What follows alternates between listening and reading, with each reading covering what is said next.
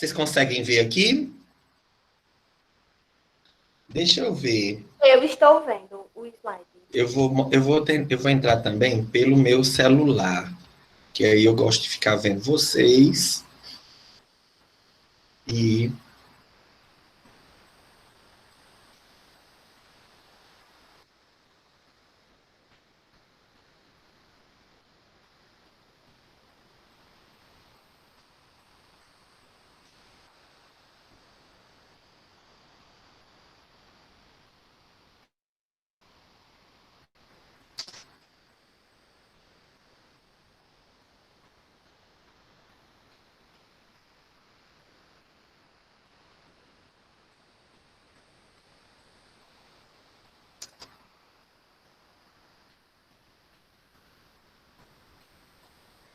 Ei, professor Joseph, o título 2, né, das diversas execuções, ou não, do Vademecum, do artigo.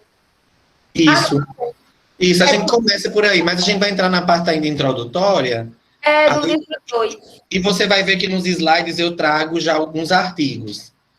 É o livro 2, né, da execução em geral, do processo Uhum, de execução. isso.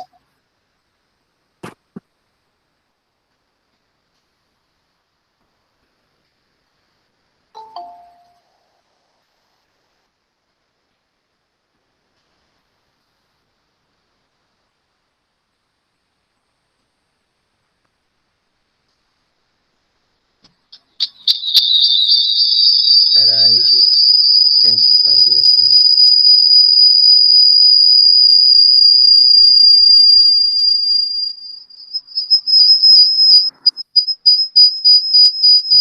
Desliga o microfone de um, aí ajuda. Se ele desligar o microfone É de só um, de vai um, fazer a professor. mesma coisa. Ele devia. Não tem como, eu tentei também já. É triste a vida do crente.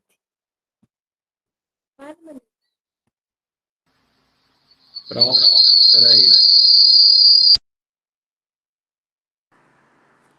Agora estão me Hein, ouvindo? Ava? Estão me ouvindo? Opa! Sim. Show! Estão me Pronto, ouvindo? aí se o senhor quiser desligar a câmera de um ou de outro, então deixa assim vários ângulos. Espera aí. Ai, o que foi, Benones, que tu me perguntou? Você não vai vir mais embora pra Ei, Jaguaribe, Paula, não? mostra o neném pra gente de novo, Paula. Pera ainda, Douglas, como é, Benones? Você não vai vir mais embora pra Jaguaribe? Não, eu tô morando aqui mesmo. Eu vou no próximo final de semana pra Jaguaribe. Porque não tem como eu ficar indo e vindo e, sabe? Aí é melhor eu ficar aqui mesmo, que é bem perto da delegacia, da minha casa. É foda. Mas vai dar certo. Lhe desejo muita sorte aí. Obrigada, Cuidado, amigo.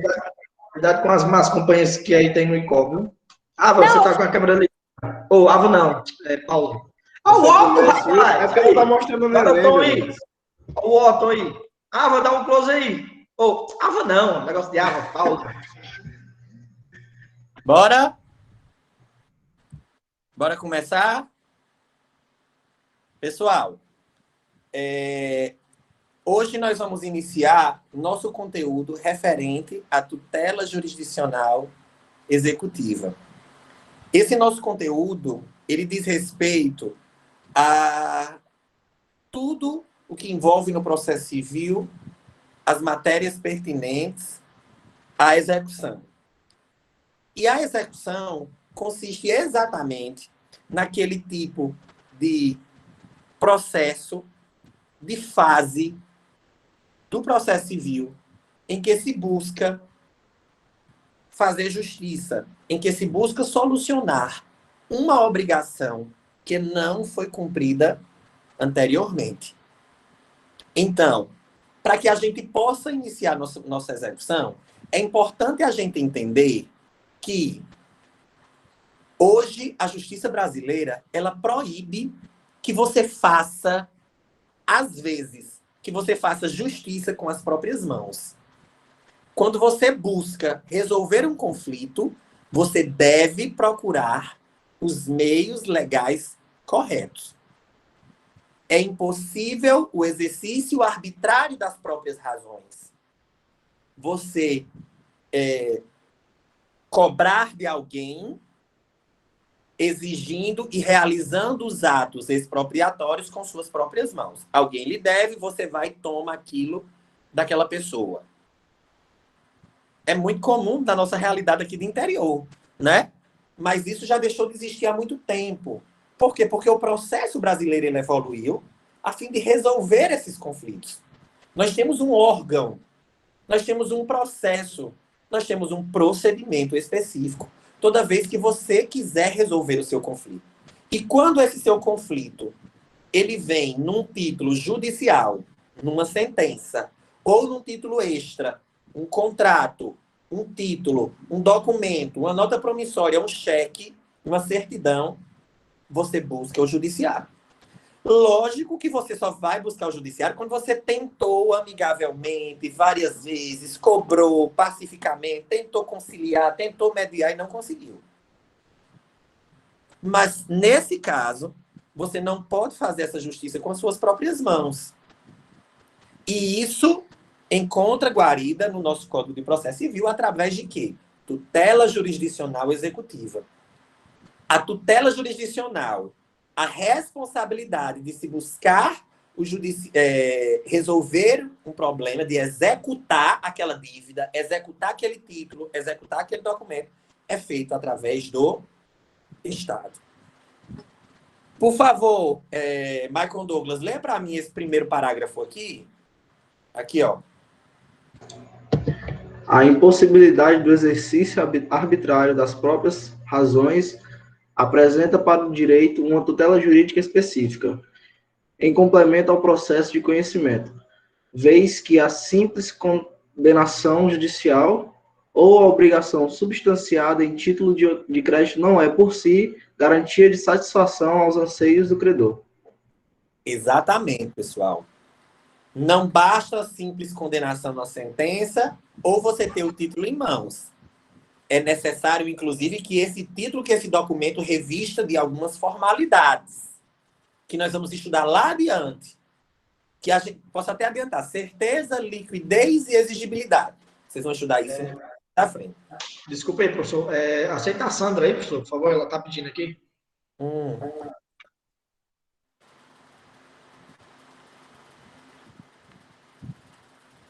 Pronto. Sandra? Boa noite, Sandra. Boa noite, professor. Caiu um toró d'água aqui. Eu tive que sair, que eu estava querendo faltar energia. Eu tenho medo, muito relâmpago, muito trovão. Aí faz um pedaço que o negócio roda aqui, quase que eu não entro. Minha gente, a casa de vocês, os pais de vocês aí, daquele tempo que quando chove ou dá trovão tem que desligar a televisão? Ai, a minha mãe vivia dizendo isso, mas eu não desliguei o computador. Aqui para desligar a televisão, botar o celular debaixo do travesseiro, cobrir espelho. É isso, cobra os espelhos, o que tiver de santo na parede, vira de costa. Sim, com certeza. Desse jeito mesmo. E não é para ficar com o telefone em mão, porque senão ele explode. Minha mãe dizia. Explode, é verdade. Peça uns fuzueiros no negócio de velho. Minha gente, olha, é coisa da gente mesmo, né? Pessoal, bora lá. Então, Benones já leu, já ficou claro para a gente. Não basta que nós tenhamos um título judicial de uma sentença ou extrajudicial. É necessário que esse título, que esse documento, ele esteja completo, esteja perfeito. O artigo 536, parágrafo único do CPC, ele traz para a gente, já nessa parte de execução, comentando o que é que o juiz faz, como é que se posiciona, como é que é feito casos, em algumas circunstâncias, em que o devedor não cumpre e o credor procura o judiciário para resolver seu conflito. O parágrafo 2º, ele traz para a gente uma coisa. Ele fala que devedor é aquela pessoa que está constando num título, seja judicial ou seja extrajudicial. E ele poderá ser coagido. Olha a palavra, coação. Ou seja, pode ser feito à força ser obrigado a responder e garantir o cumprimento de sua obrigação que ele não cumpriu de forma voluntária, até mesmo com atos que sejam contra a sua vontade. A execução no Brasil, ela consiste exatamente nisso. No devedor ser obrigado a pagar, inclusive com seus bens, contra sua vontade, porque ele não cumpriu a obrigação no prazo pactuado. Ele tinha um documento, ele tinha um título, ele tinha um cheque, um promissório, um contrato, não cumpriu. O credor foi lá, procurou o Estado e pediu a execução. Ele tinha sido condenado numa sentença a pagar em 4 vezes, não pagou nenhuma.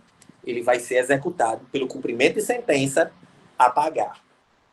Então, o meio de execução é justamente aquele meio, pessoal, de forçar o devedor a pagar uma obrigação que ele já deveria ter feito de forma voluntária. E os meios que o Estado faz e utilizam, além do processo, né, que o processo é um instrumento que vai direcionar a essa execução. Maicon, leia aí, por favor, o artigo 536, que eu deixei aqui do lado para vocês verem. Para atender ao disposto no caput, o juiz poderá determinar, entre outras medidas, a imposição de multa, a busca e apreensão, a remoção de pessoas e coisas, o desfazimento de obras e o impedimento de atividade nociva, podendo, caso necessário, requisitar o auxílio de força policial. Ponto, pessoal. Gente, esse aqui é o exemplo que nós temos, né? Esse aqui é um exemplo que nós temos das atitudes, das ações que vão ser tomadas na execução para fazer com que ele cumpra aquela sua obrigação. O Estado acabou criando um processo específico, que é o processo de execução, com procedimento próprio, com rito próprio, que é diferente, inclusive, do processo de conhecimento. Lembrando que o processo de conhecimento aplica-se subsidiariamente, né? Ele tem normas próprias, regras próprias, capítulo próprio, onde o Estado vai utilizar da sua força ou poder de império para poder realizar os atos de expropriação. O que é expropriar? É o Estado ir, ó, com essa mãozinha aqui, ó, com essa garra, na casa do particular e retirar aquele bem para transformar ele em dinheiro e pagar as suas obrigações. É isso que ele faz quando o devedor não cumpre no prazo pactuado. Alcança o patrimônio do devedor para garantir o cumprimento de suas obrigações. Até aí está claro que é a execução? Vamos para a gente entender? Olha um conceito que eu trouxe do professor Misael Montenegro Filho, professor excelente lá de Recife, excepcional, tem uma das melhores obras de processo civil. Veja que nesse conceito aqui que eu vou pedir para Maicon ler, nós vamos ver alguns pontos, alguns conceitos que eu queria trazer para vocês aqui, que eu vou elucidar e marcar com a caneta. Maicon, lê aí, por favor, esse conceito. Professor, tem um aluno pedindo para aceitar na aula. Aí eu começo a ler quando você aceitar. Então, deixa eu ver quem é. Andresa. Gente, essa piada aí que a gente viu agora, que tem aqui do lado, devo, não nego, pago quando puder. Isso pode existir, isso existe. É muito comum, né, pessoal? Mas eu coloquei essa piadazinha aqui no nosso slide para a gente lembrar que você pode dever. E você vai pagar com o seu patrimônio. Certo? Lê aí, Maicon, por favor. O processo de execução pode ser entendido, então, como o instrumento posto à disposição do credor para exigir o adimplemento forçado da obrigação através da retirada de bens do patrimônio do devedor ou do responsável, suficiente para a plena satisfação do exequente, o que se operará em seu benefício independentemente da vontade do executado e mesmo contra sua vontade. Gente, olha aqui. Pela leitura já dá para você compreender. Mas vamos entender aqui alguns pontos. Ó, eu sempre gosto no processo civil, sempre quando eu estou lendo, gente, eu aprendi isso desde quando eu estava estudando, porque muitas vezes a linguagem é muito rebuscada, são termos muito complexos. E aí eu gosto de quebrando por partes e a gente vai fazendo algumas compreensões sobre ele. Primeira coisa, ó. Processo de execução pode ser entendido como o instrumento posto à disposição do credor. Então, o credor vai ser o autor dessa ação. Não é isso? O credor vai utilizar desse processo como instrumento para exigir o adimplemento, ou seja, o cumprimento forçado da obrigação. Por que forçado? Porque ele não cumpriu de forma voluntária anteriormente. Através da retirada de bens do patrimônio do devedor. Olha o Estado indo lá, tirando o patrimônio do devedor ou do responsável. A gente vai ver essa questão do responsável. Gente, retirar os bens do patrimônio. Por que, professor, os bens? Porque vocês vão ver que por conta de um princípio que a gente vai estudar mais à frente, chamado princípio da patrimonialidade, por conta desse princípio, nós não pagamos, não cumprimos as nossas obrigações com outro bem. Nós não somos executados com outro bem que não seja o nosso patrimônio, os nossos bens. Salvo o caso da prisão, a prisão pelo não pagamento da pensão alimentícia, todas as outras execuções são feitas em cima do patrimônio do devedor. Ou do responsável. Professor, quem é esse responsável? Quem é que chuta aí? Responsável. Alguém... Eu vou dar um exemplo, explicar o que é responsável, aí vocês vão saber na hora, vão sacar. Responsável é aquela pessoa que não adquiriu a dívida, mas vai ser obrigado a pagar. É obrigado por lei a pagar a dívida de alguém. Quem é um fiador, professor? Exatamente, Michael. Exatamente. O fiador é uma pessoa que tem responsabilidade. É o besta. Foi quem? Hã? É o besta, é o otário. Pois é. Ele comprometeu aquela pessoa que assinou como fiador de vocês aí da faculdade. Então... O novo fiéis não necessitou não, professor. A gente mesmo é o próprio fiador. Vocês são o próprio fiador, né? Agora é assim, mas até pouco tempo você tem que ter um fiador. E aí, pessoal, nesse caso, nessa circunstância, o fiador vai ser responsável. Ele vai ser obrigado a pagar, inclusive com seu patrimônio pessoal. Então, a execução vai cair sobre os bens do patrimônio do devedor ou do fiador, do responsável, suficiente para plena satisfação.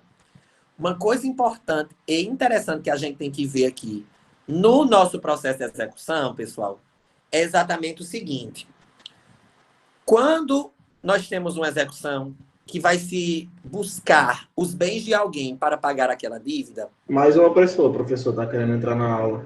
Pronto. Quando nós temos uma execução, quando eu tenho alguém sendo demandado para pagar a dívida, eu vou pegar a moto de Andresa. Andresa está me devendo e eu executei. A moto dela vai ser penhorada. A dívida de Andresa era 5.000. A moto dela é uma Bros que vale 10.000. Aquela moto que vai ser levada, ela tem que ser suficiente para pagar a dívida do credor, do exequente, que sou eu. Os 5.000 que sobrar, volta para a Andresa. Por quê, professor? Porque não pode haver um enriquecimento ilícito da minha parte. Eu ficar com a moto que vale 10, quando a dívida de Andresa era apenas 5. Lógico que essa dívida tem que ser atualizada. Tem quantos anos que a Andresa me deve? Ela me devia 2.000. Com juros, correção, deu 4. Com as custas e honorários do processo, 5. A moto vale 10. 5 tem que voltar para a Andresa. Justamente para que ela não seja considerada, pessoal, prejudicada. Ela é devedora, tem que pagar pelas suas dívidas. Mas a obrigação tem que se dar. do menor prejuízo para o executado. Eu tenho que satisfazer minha obrigação, o exequente. Agora, o executado tem que ser responsabilizado, mas da forma que lhe traga menos prejuízo. É o famoso princípio da menor onerosidade para o devedor. Não se preocupe em copiar esses princípios, só estou falando que nós vamos falar sobre cada um deles na próxima aula, de terça-feira. Gente, nesse caso, voltando para cá que eu tinha feito a marcação aqui, ou do responsável, suficiente para a plena satisfação do exequente, o que se operará em seu benefício, em benefício do credor. E, independentemente da vontade do executado, ou mesmo contra sua vontade. Vejam que os atos de expropriação do Estado, esse ato que retira o patrimônio, muitas vezes é contra a vontade do devedor, ele não queria. Mas ele tem que pagar, porque ele tem obrigações não cumpridas. Então, é um meio de coação. Muitas vezes é na base da força. Né? Tem que ser meios legais, mas muitas vezes são meios coativos. Lembrando que, professor, que essa obrigação que o senhor quis colocar aqui embaixo, vale ressaltar que a execução é monopólio do Estado, que substituirá a vontade das partes, a fim de atuar a vontade concreta da lei. Ou seja, quem tem competência para executar é o Estado. É o juiz que expede, o oficial de justiça vai cumprir, às vezes com força policial, com a atuação da polícia. Mas é o Estado que tem que cumprir. Não sou eu que vou na casa de Eduarda, pego a televisão, arranco o splinter, o ar-condicionado, toma um iPhone que ela está usando, pronto, pagou sua dívida. Essa é a função do Antônio, é? Hã? Diga, Sandra. E se o devedor, digamos assim, se ele tiver como patrimônio só uma casa, ele corre o risco de ficar sem ela? Corre, Sandra. Existe, durante muito tempo, você achava que o bem de família ele era impenhorável, né? Inclusive, ele ainda é. O bem de família chama-se a impenhorabilidade do bem de família. Mas hoje, a lei civil brasileira, ela permite que você perca aquela sua casa, que era o único bem de família, o único bem que você tinha para morar, em algumas circunstâncias. Professor, me dê exemplo de circunstâncias são essas. Em caso de dívida de empregado doméstico. Ai, gente, peraí, deixa eu olhar se eu deixei o fogão ligado aqui.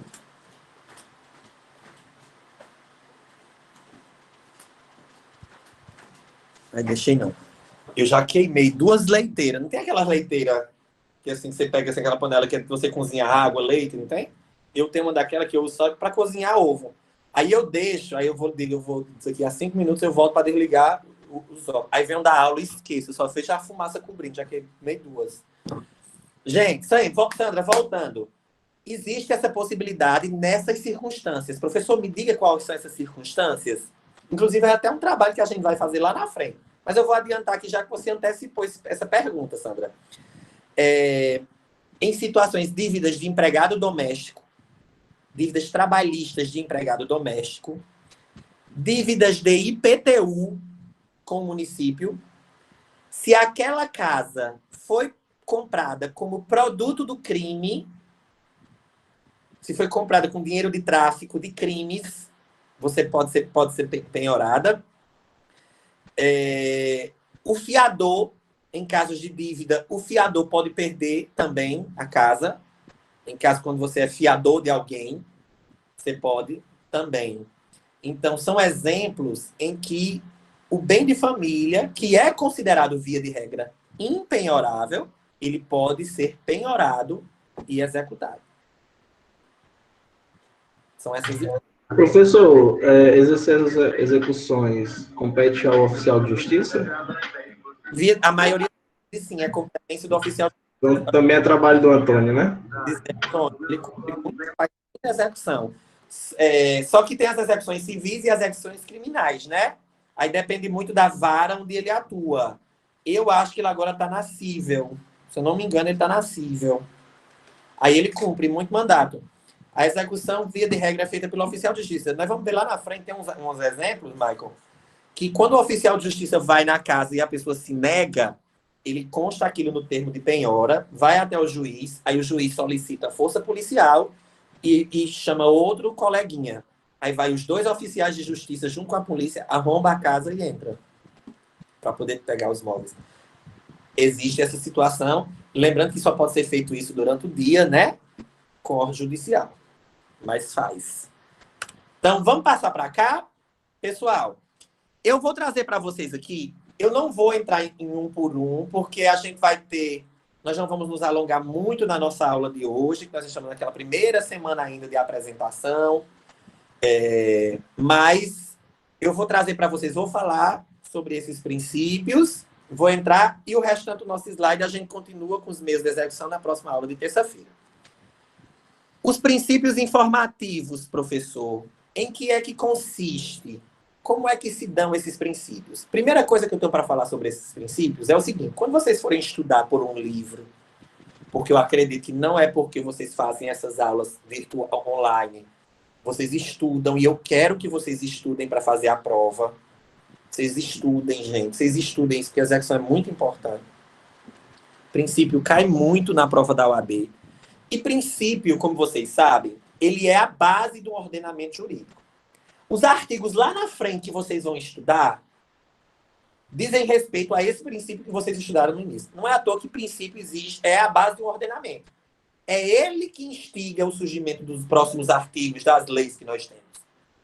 Então, a execução, ela tem princípios informativos específicos do processo de execução. Lógico, aí você diz, mas professor, a gente já aprendeu lá com o professor Ítalo que os princípios do processo civil. Me dê um exemplo de princípios do processo civil, pessoal. Vocês lembram? O princípio do nemo potestas verine contra facto próprio pode ser citado? Qual é esse mesmo? Que eu nem me lembro. Eu não sei se ele é bem um princípio. Eu citei ele porque eu lembrei de quando o Ítalo falou. Não, Que é processo... a relação do contraditório, do comportamento contraditório. Acho que é assim. E a gente vê na teoria geral do processo civil. Eu acho, vou pesquisar aqui. Por exemplo, nós temos o contraditório e da ampla defesa. Nós temos o princípio da legalidade, né? Nós temos outros princípios, pessoal. Ó, deixa eu ver. O princípio do juiz natural, né? Não tem esses princípios que vocês estudaram? Princípio do juiz natural, princípio da duração razoável do processo. Tem vários princípios informativos do processo civil. Mas o processo de execução, ele tem alguns que são específicos dele. Isso não quer dizer que aqueles outros princípios não se apliquem ao processo civil. Se aplicam. Mas esses são específicos da execução. O primeiro deles, menor onerosidade para o devedor. Artigo 805 do CPC. O que é o princípio da menor onerosidade para o devedor? É aquele princípio que estabelece o seguinte. Ele diz que quando, por qualquer outro meio, por vários meios, a execução for acontecer, ela tem que ser feita do modo que traga menos prejuízo para o executar. Por exemplo, vai ser levada a moto de... Quem era a moto? De Eduarda. A moto valia 10 mil. A dívida era 5. Tem que devolver os 5 para ela. Por quê? Por conta do princípio da menor onerosidade do devedor. Fez a execução, mas tem que ser feita do modo que traga menos prejuízo para ela. Se ela pode dividir aquela dívida ainda em 6 vezes, o juiz concede, dê uma parcela e divide em 6 vezes. Tem até um princípio lá na frente que fala sobre, um artigo lá na frente que fala sobre isso. Mas, professor, Sandra vai me perguntar, mas, professor, ela já é devedora. Eu estou aqui com minha promissória já atrasada mais de ano. E ainda vai dar essa colher de chá a ela? A lei diz isso. Então, para que ela possa lhe pagar, então, vamos tentar desse modo, dividindo. ou que ela cumpra de outra vez. Então, existem circunstâncias que a execução vai se realizar. O objetivo é que o credor receba o seu pagamento, mas que ela se dê do modo que traga menos prejuízo para aquele executado. Ele paga, ele vai cumprir, mas de um modo em que traga menos prejuízo. Se puder dividir, divide. Se ela puder refazer. Vamos imaginar que eu contratei Benones para poder pintar meu apartamento. Ação de obrigação de fazer. Benones não cumpriu. Entra com a execução. Benones vai ser citado para, no prazo de 15 dias, cumprir novamente aquela execução. E aí, Benones vem, ainda dá essa possibilidade de mais 15 dias para ele voltar e fazer, quando, na verdade, ele já tinha cumprido. Minhas aulas já começaram, eu precisava do apartamento limpo. Então, tudo isso é decorrência desse princípio. Professor, Diga.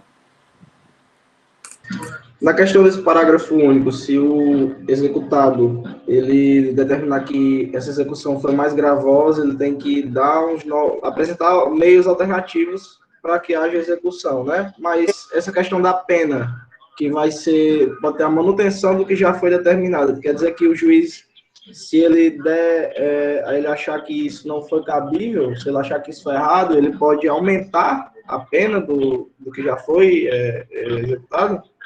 Pode. Se o devedor cumprir, se o devedor, por exemplo, utilizar meios, para, por exemplo, que a gente chama meios atentatórios à dignidade da justiça.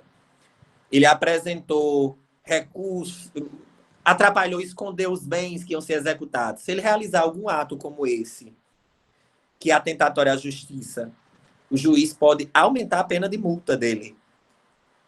Se ele realizar atos como esse. Aumentar a multa, aumentar, né, contra ele. Então, assim, é importante. Esse modo menos gravoso, Michael, ele é interessante no seguinte. Por exemplo, Zé Bonfim estava devendo a você. Aí você entra com a ação de execução contra ele. Você, na petição inicial, vocês vão aprender comigo quando a gente estiver no processo, lá na frente, daqui a umas 3 semanas, vocês vão ver que, na petição inicial, você já pode pedir ao juiz, que defira aquela petição inicial, e que, caso José Bonfim não lhe pague, no prazo de 3 dias, os bens dele já vão ser penhorados. Aí, na petição, você já diz, ó, Zé Bonfim tem uma caminhoneta, tem um trator, tem um terreno. Você já nomeia esses bens na petição inicial. Para que, se ele não pagar no prazo de 3 dias, já vai ser penhorado. Agora... Professor... Só um minutinho, Paula. Esses bens que foram nomeados por você, quando o Zé Bonfim recebe aquele mandato de citação, ele pode solicitar ao juiz que substitua. Ele quer pagar, mas ele vai substituir. Não, eu vou dar uma moto. Eu vou dar um carro pequeno. Esses bens que você está pegando, esse terreno, é o terreno que eu uso para poder morar, plantar, colher. Esse carro que você pegou era o carro que eu uso para trabalhar como Uber. Então, veja como isso é uma decorrência do princípio da menor onerosidade. O devedor vai pagar, mas ele vai pedir a substituição do bem. O computador que você mandou penhorar é o que Zé Bonfim usa para trabalhar, para estudar. Então, esse parágrafo único, ele atua no caso de o executado ele agir de má-fé, né? Nesse recurso? Quando ele agir de má-fé também, aí o juiz pode aumentar a pena, né? Essa questão da má-fé volta mais para a questão do princípio da lealdade e boa-fé processual, que é a letra G, ó. Quando ele realiza atos atentatórios à justiça, ele é punido. Punido, inclusive, com multa, com aumento aí nas causas. Ei, professor, me tira Oi, uma Paulo, dúvida. pode falar. Diga. Não tem aquelas causas que são até 20 salários mínimos, né? Que você não precisa de um advogado? Juizado especial. Pronto. Me diz uma coisa. Quando você vai lá no fórum, que você pede para o encarregado fazer a petição inicial, você não leva, o advogado não faz. No valor da causa, ele já tem que colocar o valor do dano moral que você pede, ou você pede na hora o valor? Não, o dano material, sim, você tem que pedir. Agora, o dano moral, você pode pedir o valor do dano moral. Ah, eu sofri um dano moral, a minha honra, fiquei mal, passei mal, estou com depressão até agora. Mas esse valor do dano moral, junto, somado com o do dano material, tem que ser 20 salários mínimos. Se passar... Não, 20... Eu tô perguntando assim, se tem que colocar na petição lá, quando ele faz, o encarregado lá do fórum, ou eu só peço na hora da audiência? Meu bem, você pode pedir na petição inicial 10 mil de dano material, 10 mil de dano moral. Ou você pode colocar assim na petição: 10 mil de dano material e o dano moral, conforme Vossa Excelência entender. Em muitas ações ou petições, a gente não pede o dano moral. A gente pede o dano moral, mas deixa a cargo do juiz estabelecer. Pronto, porque eu entrei com ação contra a Enel, aí, como era até 20, eu não procurei advogado, né? Aí lá no fórum, o rapaz colocou assim, que o valor da causa era o valor da energia, que é uma cobrança indevida, e que eu estava pedindo dano material, mas a gente não colocou valores. Que ele disse que na hora eu pedisse ao juiz lá.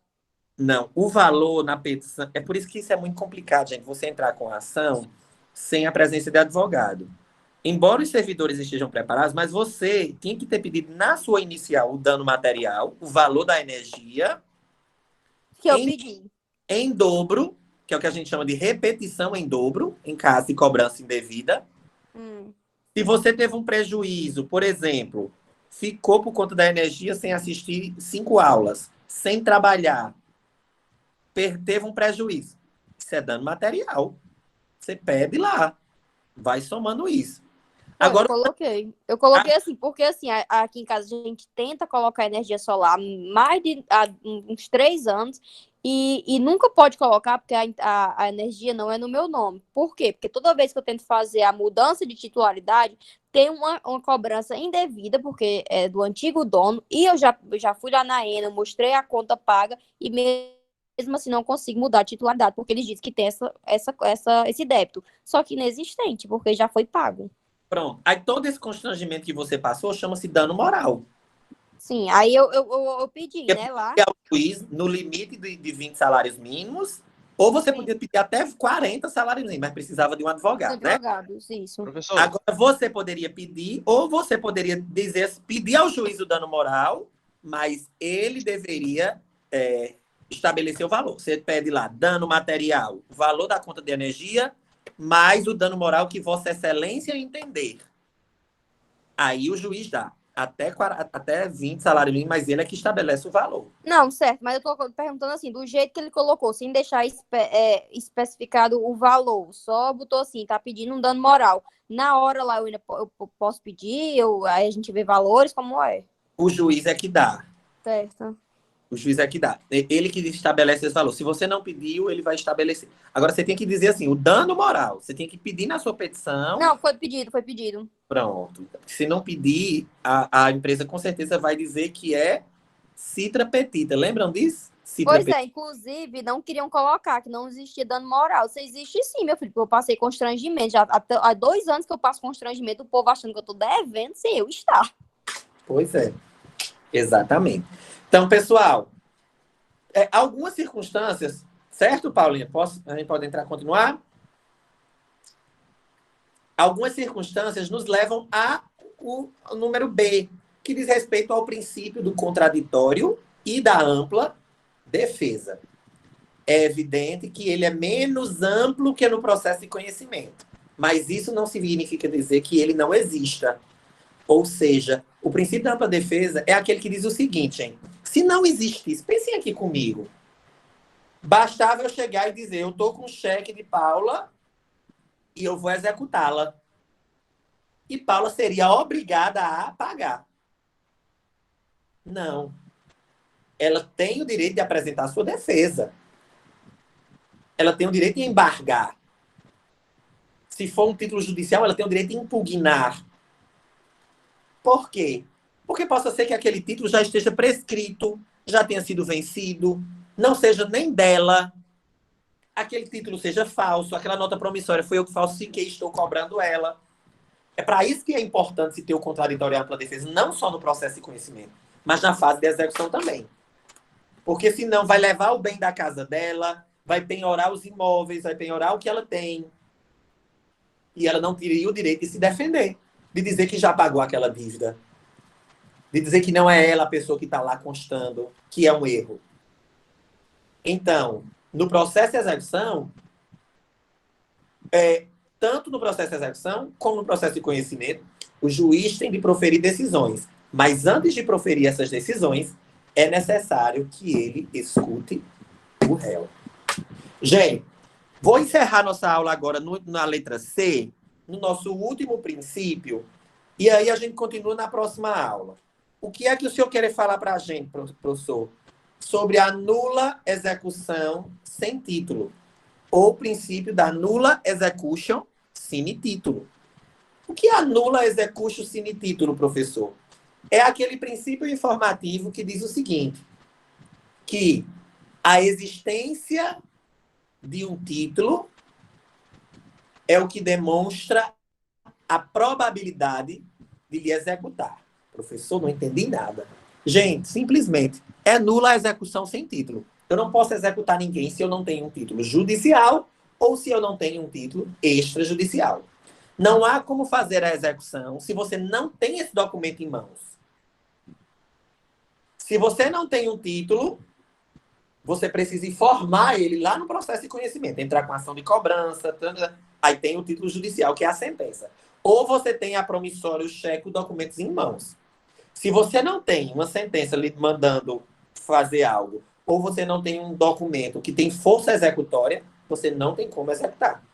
Nula execution sine título. Nula a execução sem título. Tranquilo? Desfecho único. Eu vou terminar os princípios, gente. Rapidinho aqui. Desfecho único. É porque eu estou correndo um pouquinho hoje, porque eu tinha uma aula magna em outra instituição que eu tinha sido chamado para poder participar. Mas aí já começou a ter um tempinho, eu vou terminar com vocês aqui, sem problema.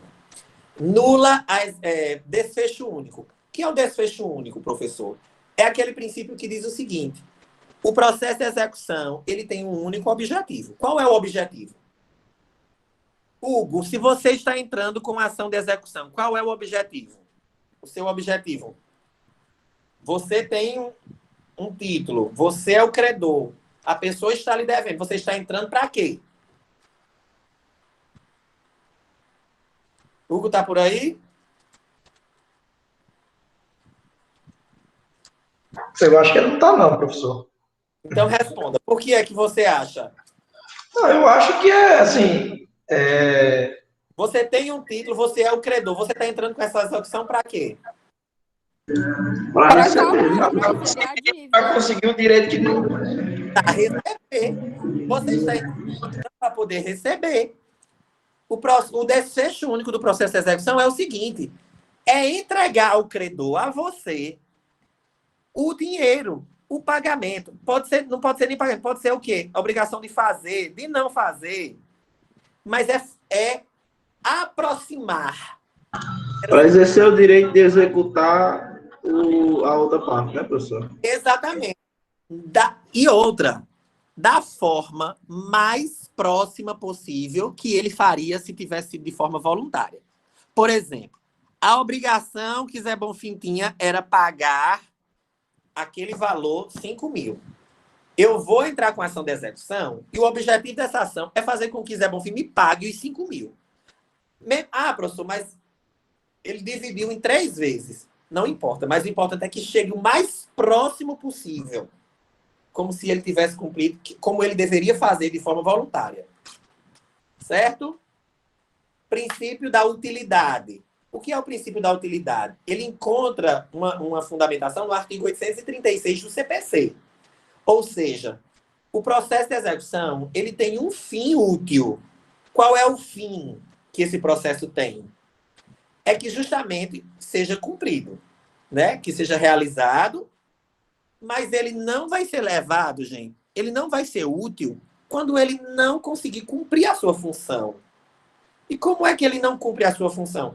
Quando não se acha bem suficiente para poder pagar as dívidas. Ou seja, o 836, ele diz, inclusive, uma coisa. Você só vai entrar com essa execução se ele trouxer alguma vantagem. A execução, ela só vai ser feita, por exemplo, a penhora só vai ser realizada se aquela moto Zé Bonfim der para pagar a ação.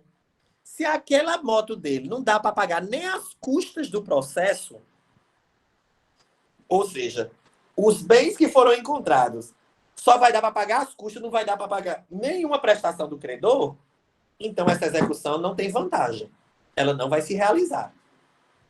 Ela fica suspensa até que se encontrem bens no nome do devedor. Isso é o princípio da utilidade. O da patrimonialidade. E no caso de não ser encontrado nenhum bem, o credor perde? A questão, né, ele sai perdendo, né? Ele fica suspenso, Zé Bonfim, durante 5 anos. E depois, se não encontrar bens, ele fica arquivado. Até o infeliz trabalhar e conseguir ter alguma coisa para me dar, né? Exatamente. Para encontrar. Gente, aí eu quero que você... o princípio da patrimonialidade, 789 do CPC. O devedor vai responder com todos os seus bens, presentes e futuros, para o cumprimento das suas obrigações. Como assim presentes e futuros? Os bens que estiverem no nome dele, ou inclusive os que ele vai receber ainda. Ele responde com os bens que ele ainda nem tem, com a herança que ele vai receber, com aquele salário que vai entrar, já vai ser penhorado, com os bens presentes e futuros. Lembrando que ele não paga com corpo, com sexo, com trabalho cruel, degradante. Sempre serão com seus bens, não com sua pessoa, com sua integridade, salvo o caso da execução alimentar. E, por último, o princípio da lealdade e boa-fé processual. Esses princípios estão ligados à questão ética, que todo o processo de execução tem que ser cumprido.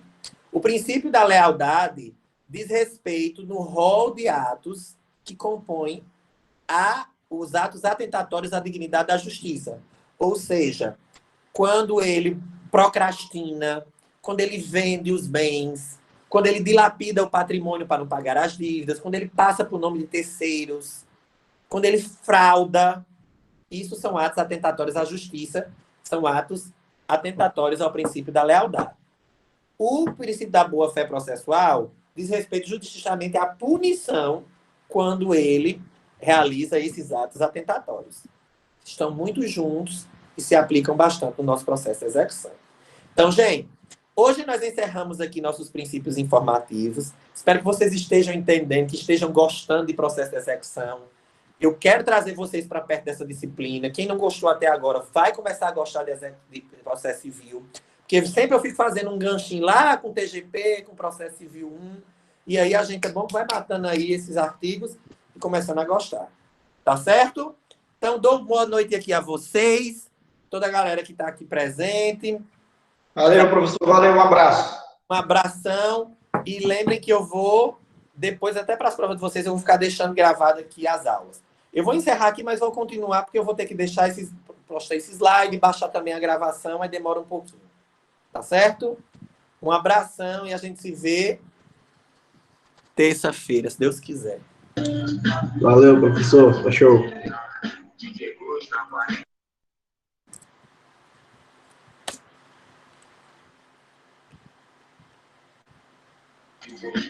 Quem ficou tá esperando o repertório ainda. Pois é, rapaz. Deixa eu colocar aqui uma musiquinha bem legal.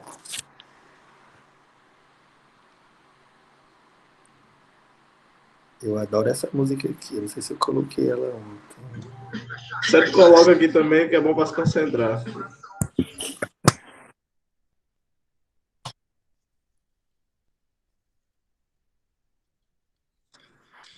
Tá dando para ouvir? Tá não. O computador do senhor tá no mudo, não tá não? O senhor tinha colocado naquela hora.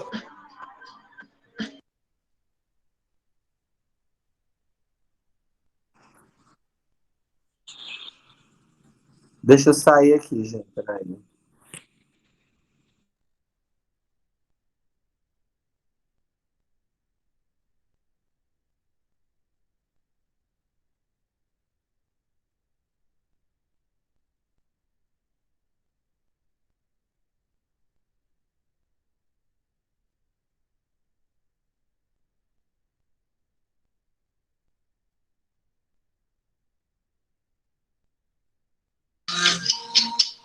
Eu sei que já passou da hora, mas o que é que importa se a gente vai arrastar um tempo aqui na cama? Tente se aventurar no que